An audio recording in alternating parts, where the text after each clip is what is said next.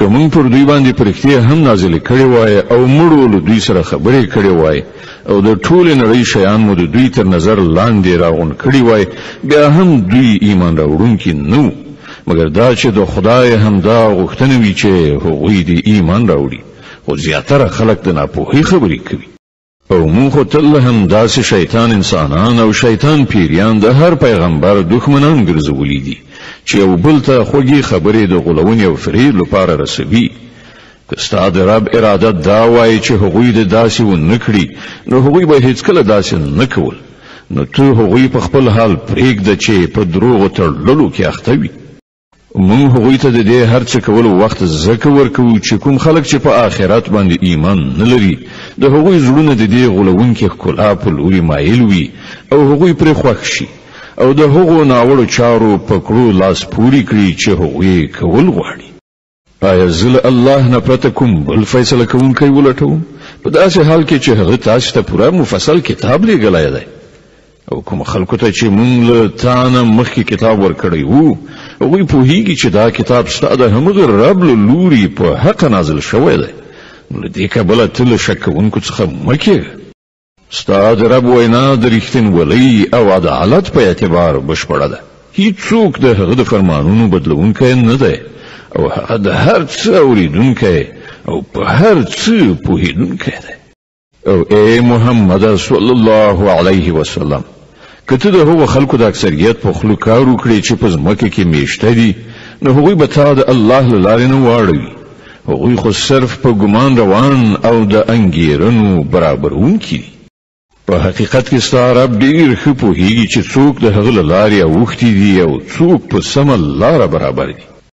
نو که تاسو د الله په آیاتونو ایمان لرئ نو په کوم څاروي باندې چې د حلالولو په وخت کې د الله نوم اخیستل شوی وي د هغه غوښه وخورئ ښه نو څه دلیل دی چې تاسو هغه څه ونه خورئ چې پر هغه باندې د الله نوم اخیستل شوی وي په داسې حال کې چې د کومو شیانو استعمال چې الله له اضطراري حالاتو نه پرته په نورو ټولو حالاتو کې حرام کړي دي د هغو تفصیل تاسو ته درښودلی دی زیاتره خلک داسې دي چې له علم نه پرته صرف د خپلو خواهشاتو په اساس ګمراه کوونکې خبرې کوي ستا رب دا له حده تېرېدونکي ډېر ښه پیژني تاسې هم له ښکاره ګناهونو څخه ځان وژغورئ او هم له پټو څخه څوک چې د ګناه کسب کوي هغوی به د خپلې دغې ګټې مجازات ومومي او کوم څاروي چې د الله د نوم په اخیستلو نه وي ذبح کړی شوي د هغه غوښه مه خورئ دا کار فسق دی شیطانان د خپلو ملګرو په زړونو کې شکونه او اعتراضونه اچوي تر څو چې هغوی له تاسې سره شخړه وکړي خو که تاسې د هغوی اطاعت ومانه تاسې به په باوري توګه مشرکان یاست آیا هغه څوک چې مخکې مړو بیا موږ ورته ژوند وباښه او هغه رڼا مو ورکړه چې د هغې په وړانګو کې هغه د خلکو په منځ کې د ژوند لاره وهي د هغه چا په څیر کېدی شي چې په ترږمیو کې غورځېدلی وي او په هیڅ شان ورڅخه وتونکی نه وي د کافرانو لپاره په همدې توګه د هغوی کړه وړه ښایسته کړی شوي دي او په همدې ډول موږ په هره سیمه کې د هغې غټ غټ مجرمان بوخت کړي دي چې هلته د خپل مکر او ټګۍ جالو غوړوي اصلا هغوی د خپل ټګۍ په لومه کې په خپله نښتي دي خو له هغوی سره د دې شعور نشته کله چې هغو ته کوم آیت راشي نو هغوی وایي موږ به یې تر هغه پورې ونه منو تر څو چې په خپله موږ ته هغه څه را نه کړی شي چې د الله رسولانو ته ورکړی شوي دي الله ډېر ښه پوهیږي چې چیرته خپله پیغمبري غوره کړي هغه وخت نږدې دی چې د مجرمان د خپلو ټګیو په مجازات کې د الله په وړاندې له رسوایۍ او سخت عذاب سره مخامخ شي نو دا حقیقت دی چې الله د لارښودنې اراده وکړي د هغې سینه د اسلام لپاره پرانیزي او څوک چې وغواړي ګمراه کړي د هغې سینه تنګوي او داسې ساه بندیږي لکه چې د آسمان په لور پورته کیږي په دې توګه الله له حق څخه د تېښتې او کرکې ناپاکي پر هغو کسانو مسلطوي چې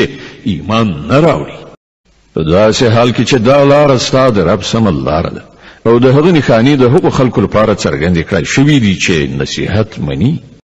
د هغوی لپاره د هغو له رب سره د سلامتیا کور دی او هغه د هغې سمې کړنچارې له امله د هغوی سرپرست دی چې هغوی غوره کړی ده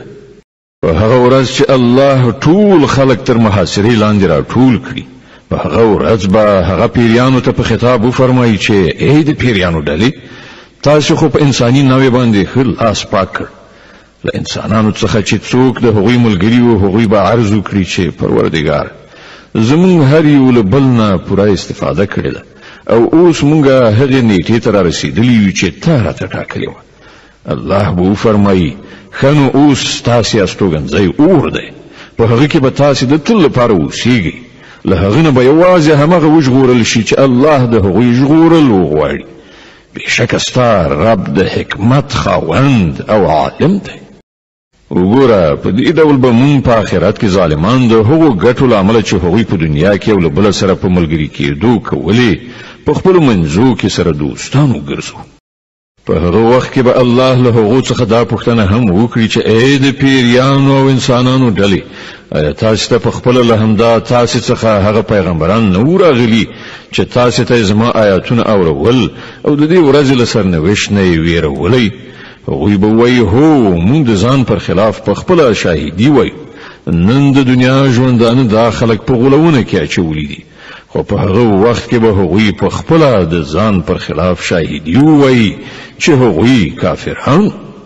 دا شاهدي به له هغو څخه د دې لپاره واخیستله شي چې دا ثابته شي چې ستا رب په ظلم سره د کلیو تباه کوونکی نه و چې کله د هغو استوګن له حقیقت څخه بېخبره د هر چا درجه د هغه د کړو وړو په تناسب ده او ستا رب د خلکو د کړو وړو څخه بېخبره نه دی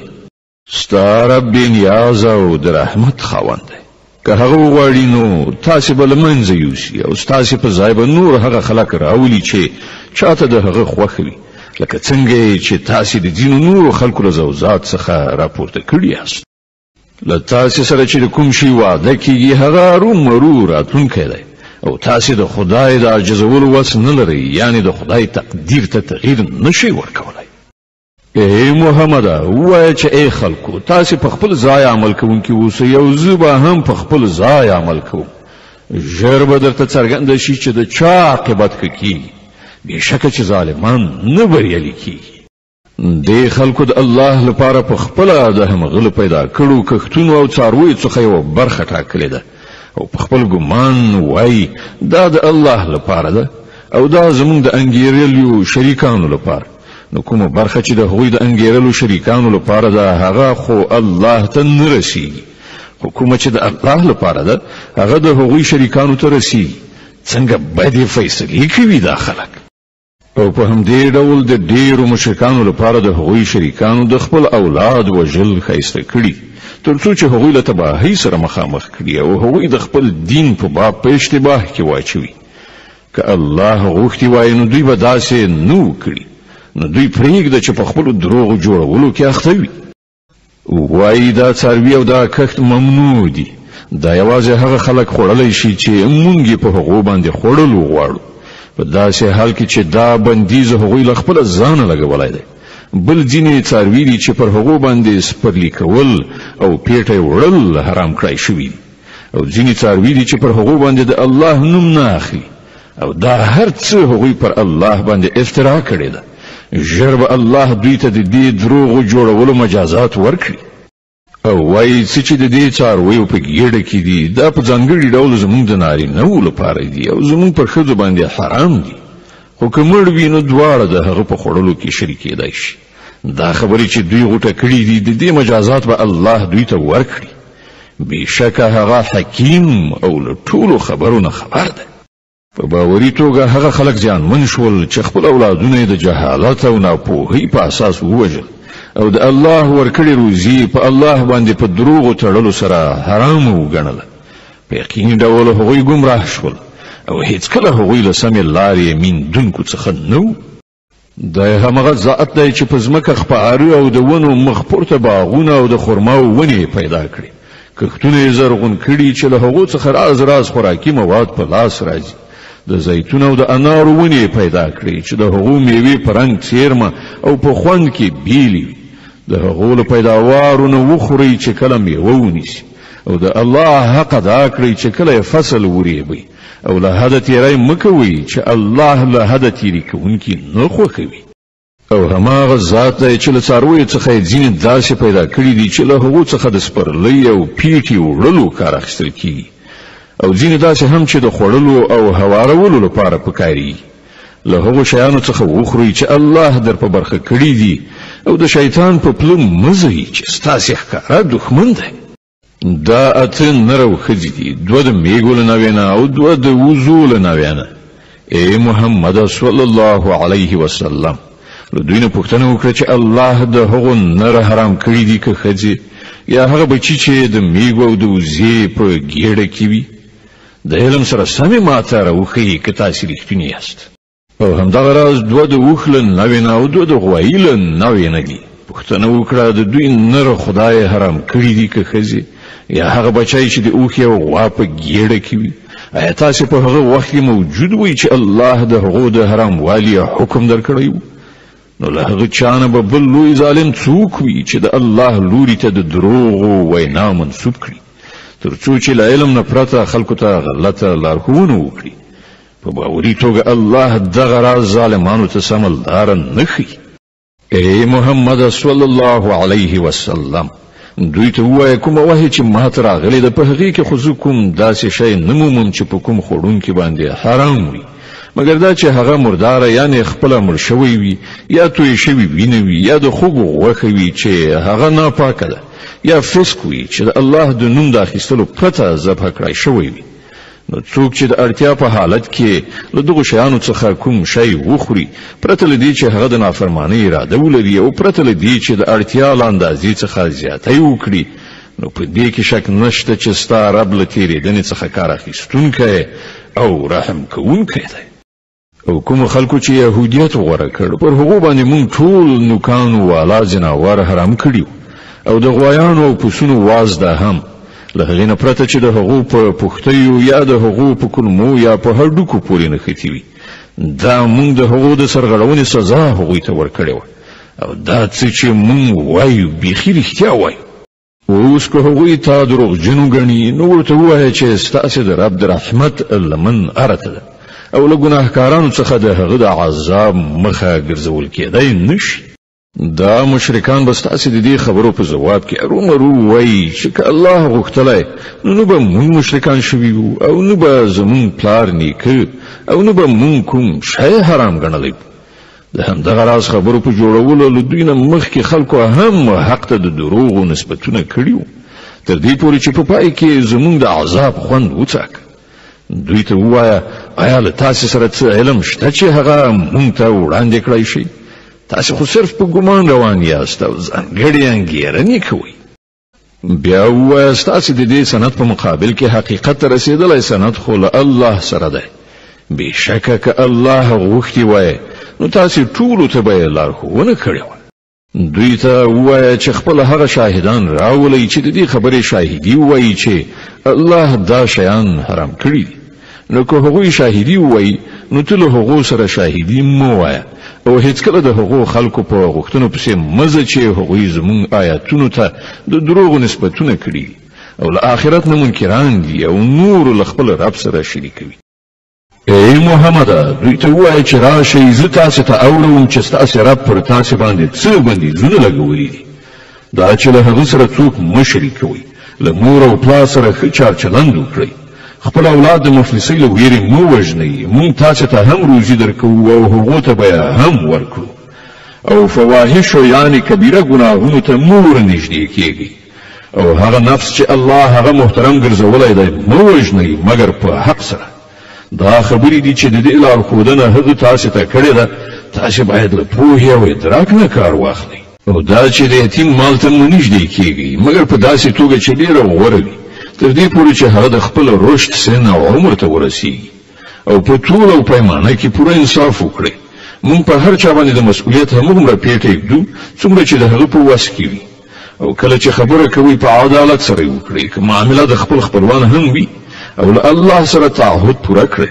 د دې خبرو ښوونه تاسې ته الله کړې ده په کار ده چې تاسې نصیحت ومنئ دغه راز د هغه لارښوونه دا ده چې همدا زما سمه لاره ده، نو تاسې په همدې باندې لاړ شئ او په نورو لارو باندې مه ځئ چې هغه به تاسې له هغې لارې واړوي،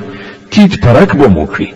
دا دی هغه هدایت چې ستاسې رب درکړی دی، په کار ده چې تاسې له انحراف څخه ځان وژغورئ. بیا موږ موسی ته کتاب ورکړی و چې پر ښه چلند غوره کوونکي انسان باندې د نعمت بشپړول او د هر ضروري شي تفصیل او له سره تر پایه هدایت او رحمت،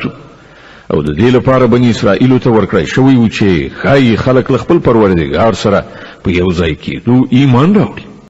او په همدې ډول موږ دا کتاب نازل کړی دی، له برکته یو ډک کتاب.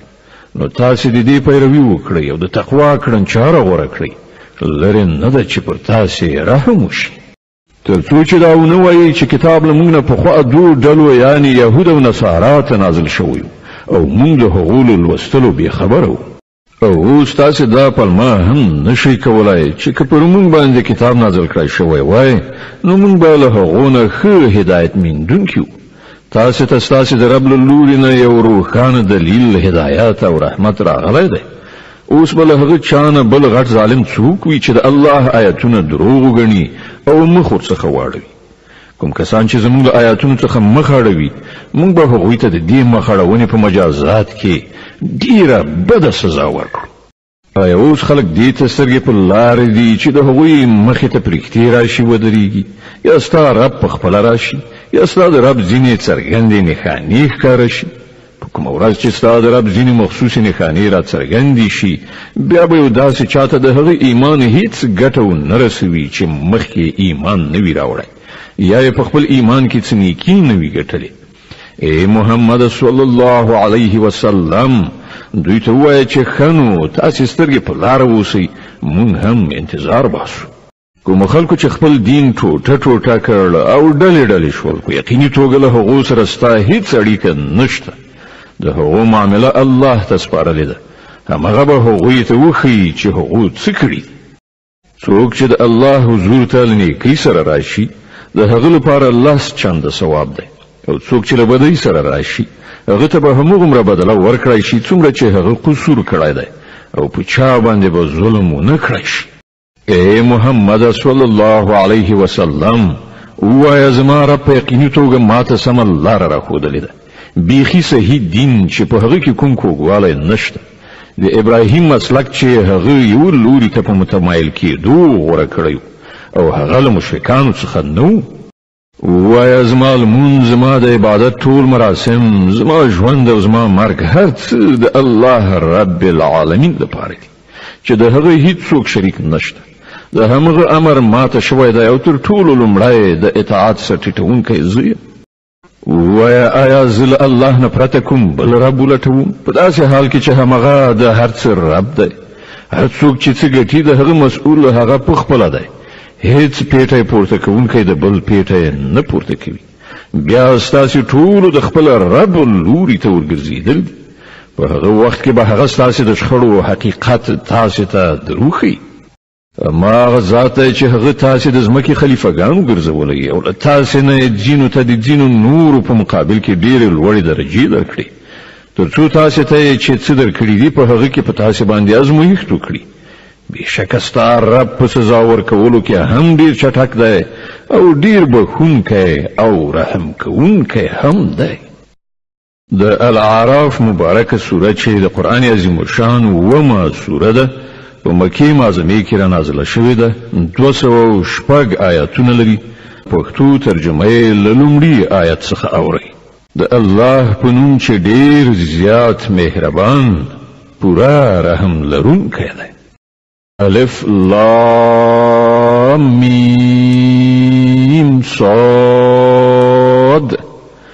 دا یو کتاب دی چې تا ته درلیږل شوی دی، نو ای محمد صلی الله علیه وسلم ستا په زړه کې دې له ده نه څه اندېښنه نه وي. د ده له نازلولو نه هدف دا دی چې ته د ده په وسیله منکران وویروې او د مؤمنانو لپاره یادونه وي. ای خلکو، څه چې ستاسې د رب له لوري پر تاسې باندې نازل شوي دي د هغو پیروي وکړئ، او له خپل رب نه پرته د نورو سرپرستانو پیروي مه کوئ، خو تاسې نصیحت ډېر لږ منئ.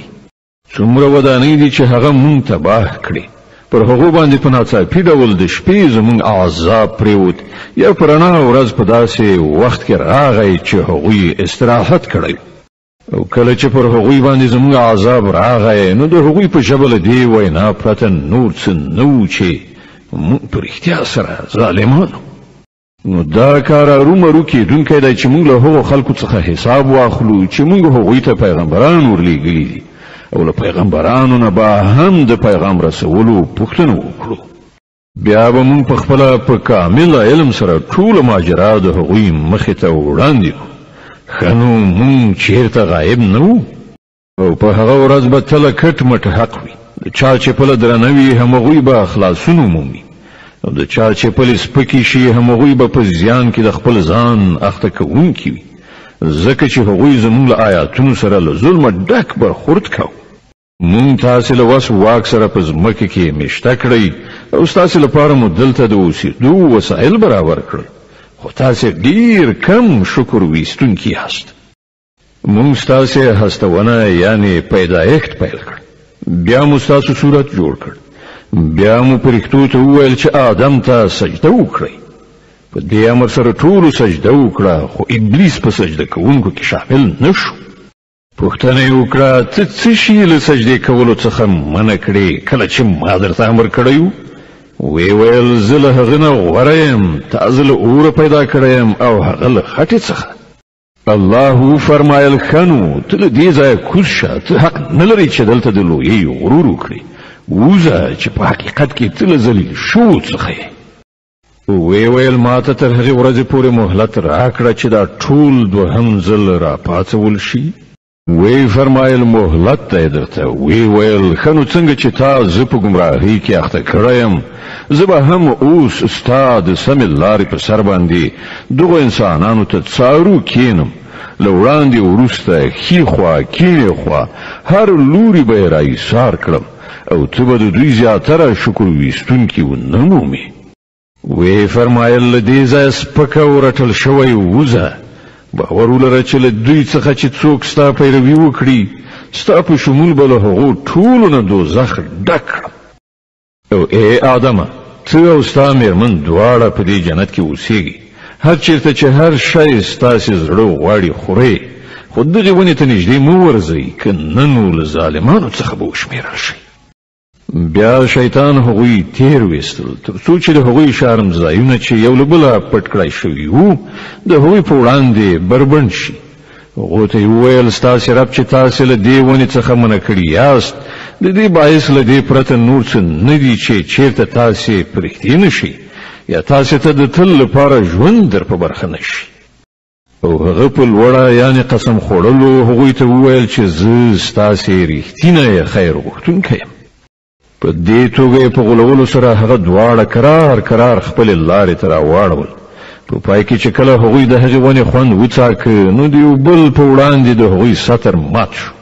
او هغوی د جنت په پاڼو سره د خپلو بدنونو په پټولو لاس پورې کړ. په دې وخت کې چې کله د هغو رب هغوی ته غږ وکړ آیا ما تاسې له دې ونې څخه نه وی منع کړي او نه مې وویلي چې شیطان ستاسې ښکاره دښمن دی؟ دواړو وویل ای زموږ ربه مونږ په خپل ځان ظلم وکړ اوس که تا مونږ ته بښنه ونه کړه او پر مونږ دې رحم ونه کړ نو مونږ به ارومرو تباه شو. وی فرمایل کوز شئ تاسې یو د بل دښمنان او ستاسې لپاره تر یوې ټاکلې مودې پورې په ځمکه کې د اوسېدو ځای او د ژوند وسایل دي. او وی فرمایل په همغې کې ستاسې ژوند او ستاسې مرګ دی او له همغې څخه به په پای کې تاسې راوویستلی شئ. ای د آدم اولادي مونږ تاسې ته جامې نازلې کړي دي چې ستاسې د بدن شرم ځایونه وپوښي او ستاسې د بدن د ساتنې او ښکلا وسیله هم وي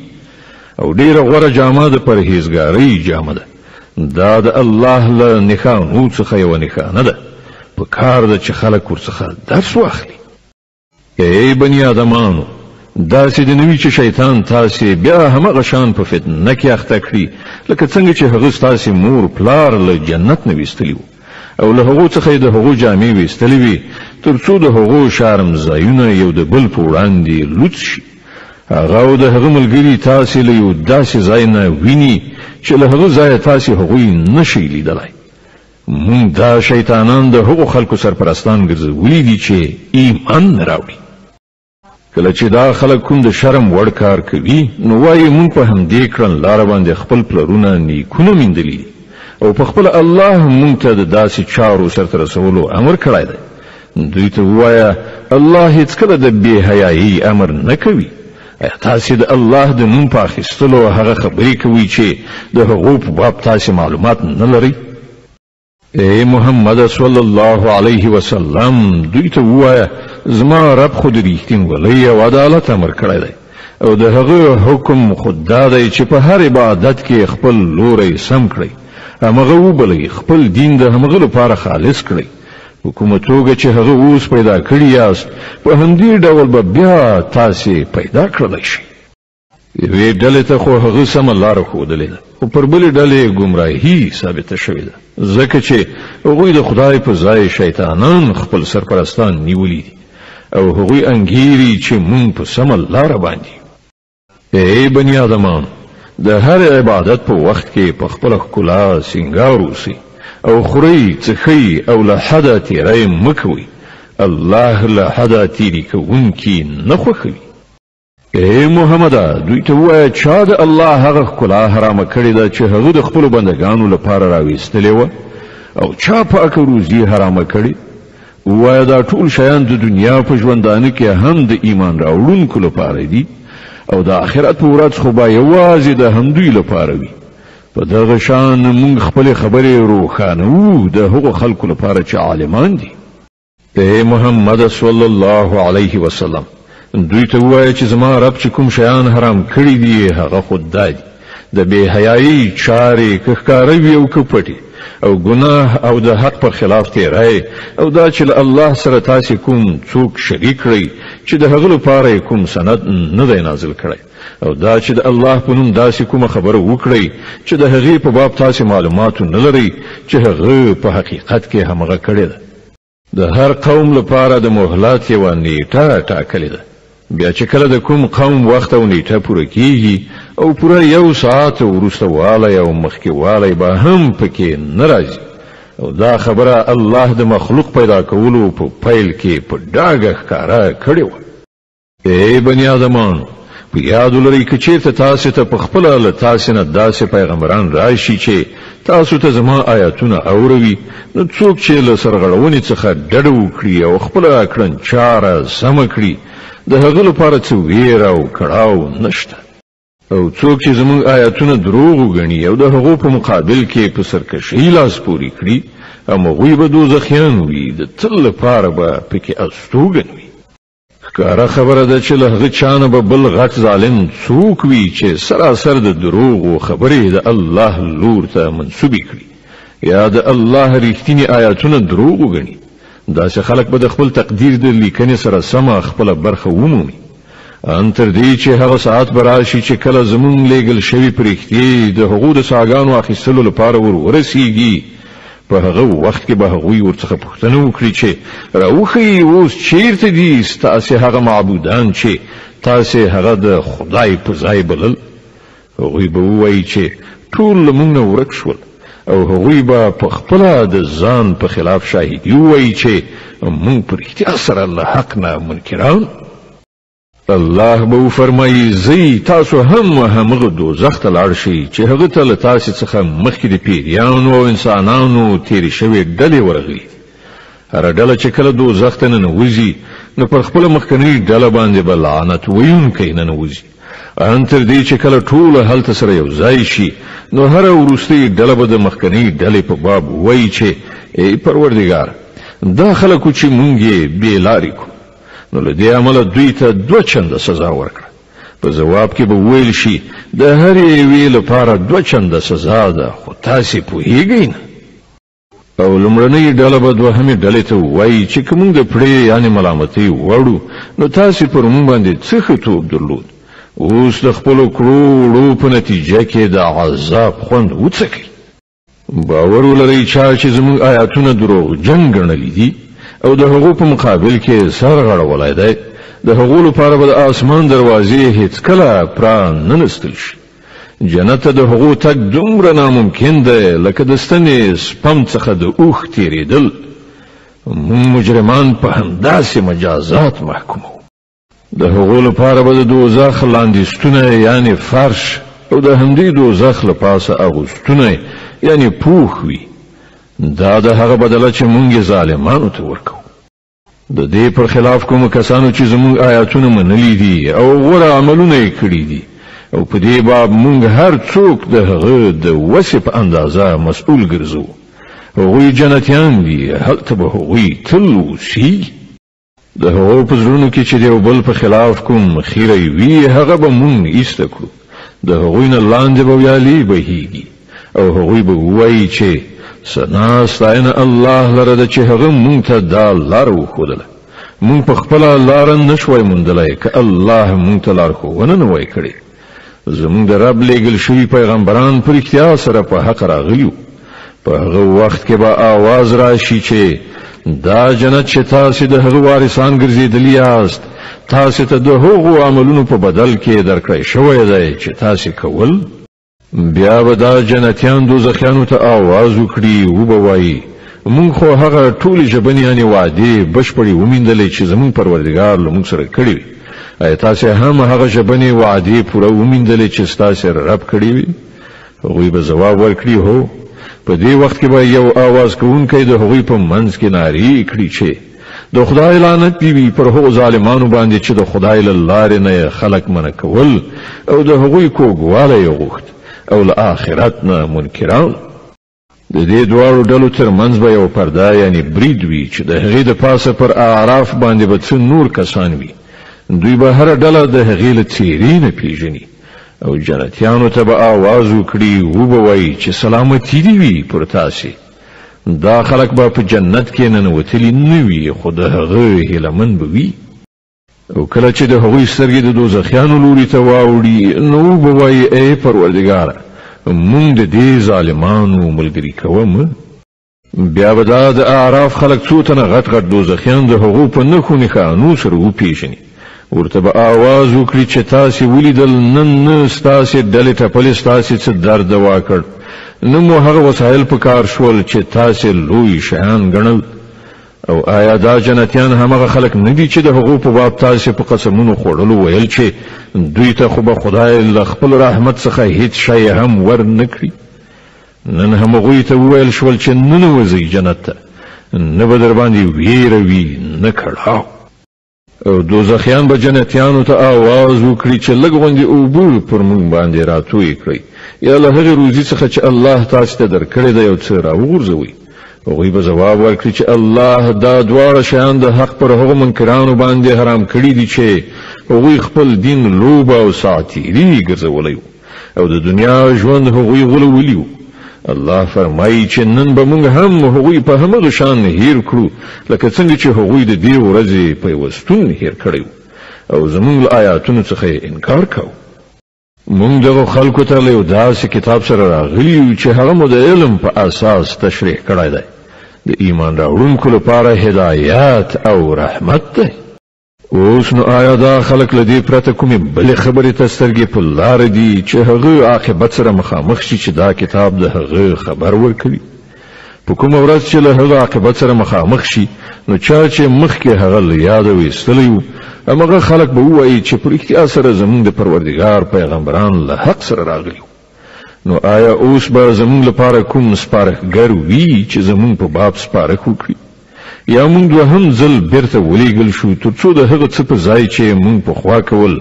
اوس په بل ډول کار وکړو؟ هغوی په خپله خپل ځانونه زیانمن کړل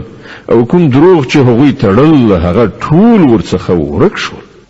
په حقیقت کې ستاسې رب هماغه الله دی چې هغه آسمانونه او ځمکه په شپږو ورځو کې پیدا کړل. بیا د خپلې پاچاهۍ پر تخت باندې جلوهګر شو.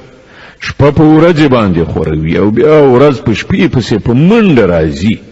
لمر او سپوږمۍ او ستوري پیدا کړل. ټول د هغه د امر تابع دي. خبردار اوسئ د همغه هستونه ده او د همغه حکومت ده. لوی د الله لره د ټولو نړیوالو مالک او پروردګار دی. خپل رب وبلئ په زاریو زاریو او په پټه پټه دا یقیني ده چې هغه له حده تیری کوونکي نه خوښوي ځمکه کې فساد مه راوړئ چې کله په هغې کې اصلاحات راغلي او همغه خدای له ویرې او امید سره وبلئ په یقیني توګه د الله رحمت نیکانو ته نږدې دی او همغه د الله ذات دی چې بادونه د خپل رحمت مخکې زیری ورکوونکي لیږي بیا چې کله هغوی له اوبو څخه درنې شوې وریځې راالوزوي نو هغه د کومې مړې ځمکې په لوري خوځوي او هلته د باران په ورولو له همغې مړې ځمکې نه رنګارنګ میوې راباسي وګورئ په دې ډول موږ مړي د مرګ له حالت نه راباسو په کار ده چې تاسې له دې کتنې څخه درس واخلئ کومه ځمکه چې ښه وي هغه د خپل پروردګار په امر سره ښې میوې دانې راوړي او کومه کرونده چې ناکاره وي له هغې څخه له بابیزه یعنې بیکاره حاصلاتو نه پرته نور څه نه راوځي په دې توګه موږ د هغو خلکو لپاره بیا نښانې وړاندې کوو چې شکر ویستونکي دي موږ نوح د هغه د قوم لوري ته ولېږه هغه وویل ای زما قومه د الله بندګي وکړئ له هغه پرته ستاسې هیڅ بل خدای نشته زه پر تاسې باندې د یوې هیبتناکې ورځې له عذابه ویریږم د هغه د قوم مشرانو ځواب ورکړ مونږ ته خو داسې ښکاري چې ته په څرګنده ګمراهۍ کې اخته یې وی ویل زما قومه زه په کومه ګمراهۍ کې نه یم اخته شوی بلکې زه د رب العالمین پیغمبر یم تاسې ته د خپل رب پیغامونه رسوم ستاسې خیر غوښتونکی یم او ما ته د الله له لوري د هغه څه معلومات راکړی شوي چې تاسې ته نه دي معلوم آیا تاسې په دې خبره حیران شوئ چې تاسې ته په خپله ستاسې د قوم نه د یو سړي په وسیله ستاسې د رب یادونه راغله تر څو چې ستاسې پاملرنه راواړوي او تاسې له انحراف نه ځان وژغورئ او پر تاسې رحم وشي خو هغوی هغه دروغجن وګاڼه په پای کې موږ هغه او د هغه ملګرو ته په یو بیړۍ کې نجات ورکړ او هغه خلک مو غرق کړل چې هغوی زموږ آیاتونه دروغ ګڼلي وو په باوري توګه هغوی ړانده او د عادیانو لوري ته موږ د هغو ورور هود ولېږه هغه وویل ای زما قومه د الله بندګي وکړئ له هغه پرته ستاسې هیڅ بل کوم خدای نشته نو آیا نه ویریږئ د هغه د قوم مشرانو چې د هغه د خبرې له منلو څخه انکار کوو په ځواب کې وویل موږ خو تا په ناپوهۍ کې اخته ګڼو او زموږ دا ګمان دی چې ته دروغجن یې هغه وویل ای زما قومه زه په ناپوهۍ کې اخته نه یم بلکې زه د رب العالمین پیغمبر یم تاسې ته د خپل رب پیغامونه رسوم او ستاسې خواخوږی یم چې ډاډینه ورباندې کیدی شي آیا تاسې په دې خبره په حیرانتیا کې ولوېدئ چې تاسې ته په خپله ستاسې د قوم د یو سړي په وسیله ستاسې د رب یادونه راغله تر څو چې هغه تاسې متوجه کړي مه هېروئ چې ستاسې رب د نوح علیه السلام له قوم نه وروسته تاسې د هغه په ځای کېنولئ او تاسې یې ښه پیاوړي کړئ نو د خدای نعمتونه په یاد ولرئ هیله ده چې ورغېږئ هغوی ځواب ورکړ آیا ته د دې لپاره موږ ته راغلی چې موږ یوازې د الله عبادت وکړو او هغه پرېږدو چې زموږ پلرونو نیکونو د هغو عبادت کړی دی ښه نو راوله هغه عذاب چې ته موږ ته د هغه اخطار راکوې که ته رښتونه یې هغه وویل ستاسې د رب نفرین در باندې پرېوت او د هغه غضب در باندې وغورځېد آیا تاسې له ما سره په هغو نومونو شخړې کوئ چې تاسې او ستاسې پلرونو او نیکونو ایښي دي چې د هغو لپاره الله کوم سند نه دی نازل کړی ښه نو تاسې هم منتظر اوسئ او زه به هم له تاسې سره انتظار کوم په پای کې موږ په خپلې مهربانۍ سره هود علیه السلام او د هغه ملګري وژغورل او د هغو خلکو بیخ مو وایسته چې زموږ آیاتونه یې دروغ ګڼلي وو او نه وو ایمان راوړونکي او سمودیانو ته موږ د هغو ورور صالح ولېږه هغه وویل ای زما قومه د الله بندګي وکړئ له هغه پرته ستاسې هیڅ بل خدای نشته تاسې ته ستاسې د رب روښانه دلیل راغلی دی د الله دا اوښه ستاسې لپاره د یوې نښانې په ډول ده نو هغه پرېږدئ چې د خدای په ځمکه کې وڅري هغې ته په کوم ناوړه قصد لاس مه وروړئ که نه نو یو دردناک عذاب به تاسې ونیسي هغه وخت در په زړه کړئ چې کله الله د عاد له قوم نه وروسته تاسې د هغوی په ځای کېنولئ او تاسې ته په ځمکه کې دا مقام در په برخه کړ چې نن تاسې د هغې په هوارو میدانونو کې لوړې ماڼۍ جوړوئ او د هغې غرونه د کورونو په شکل توږئ نو د هغه له نعمتونو څخه غافل کېږئ مه او په ځمکه کې فساد مه راوړئ د هغه د قوم هغو مشرانو چې تکبر یې غوره کړی و د ټیټې طبقې هغو خلکو ته چې ایمان یې راوړی و ویل تاسې په رښتیا سره په دې پوهیږئ چې صالح د خپل رب پیغمبر دی هغوی ځواب ورکړ په دې کې شک نشته له کوم پیغام سره چې هغه لیږل شوی دی موږ هغه منو هغو تکبر کوونکو وویل کوم شی چې تاسې منلی دی موږ له هغه نه منکر یو بیا هغوی اوښه ووژله او له پوره سرغړونې سره د خپل رب له امر څخه مخالفت وکړ او صالح ته وویل چې راوله هغه عذاب چې ته موږ ته د هغه اخطار راکوي که ته په رښتیا سره له پیغمبرانو څخه یې په پای کې یو لړزونکی آفت هغوی ونیول او هغوی په خپلو کورونو کې پړ مخې نسکور پراته پاتې شول او صالح علیه السلام دا ویل د هغو له کلو څخه و چې ای زما قومه ما د خپل رب پیغام تاسو ته ورساو او ما ستاسو ډیره خواخوږي وکړه خو زه څه وکړم چې تاسو خپل خواخوږي نه خوښوئ او لوط موږ د پیغمبر په حیث ولیږه نو په یاد لره چې کله هغه خپل قوم ته وویل آیا تاسو داسې بې حیا شوي یاست چې هغه شرمناک کار کوي چې له تاسو نه مخکې په نړۍ کې هیڅ چا نه دی کړی تاسو ښځې پرېږدئ له نارینهو سره خپله غریزه مړوئ حقیقت دا دی چې تاسې بیخي له حده تېرېدونکي خلک یې خو د هغه د قوم جواب له دې پرته نه چې دا خلک یعنې لوط او د هغه پیروان له خپلو کلیو وباسئ دوی ډیر ځان پاکونکي خلک دي په پای کې موږ لوط علیه السلام او د هغه کورنۍ د هغه له میرمنې څخه پرته چې له شاته پاتې کېدونکو څخه روغ رمټ ویستل او پر هغه قوم باندې مو یو د شګو باران وراو نو وګوره چې د هغه مجرمانو څه عاقبت شو مدین اوسیدونکو ته موږ د هغوی ورور شعیب ولیږه هغه وویل ای زما قومه د الله بندګي وکړئ له هغه پرته ستاسې هیڅ بل خدای نشته تاسې ته ستاسې د رب څرګنده لارښوونه راغلې ده نو تله او پیمانه پوره کوئ او د خلکو مالونه د تللو یعنې وزن کولو په وخت کې مه کموئ او په ځمکه کې فساد مه راوړئ چې کله د هغې اصلاح شوې ده په همدې کې ستاسې ښېګڼه ده که تاسې په رښتیا مؤمنان یاست او د ژوند په هره لاره باندې د شکاونې لپاره مه کینئ چې خلک ویروئ مؤمنان د خدای له لارې نه منع کړئ او د سمې لارې د کږولو په هڅه کې مه اوسئ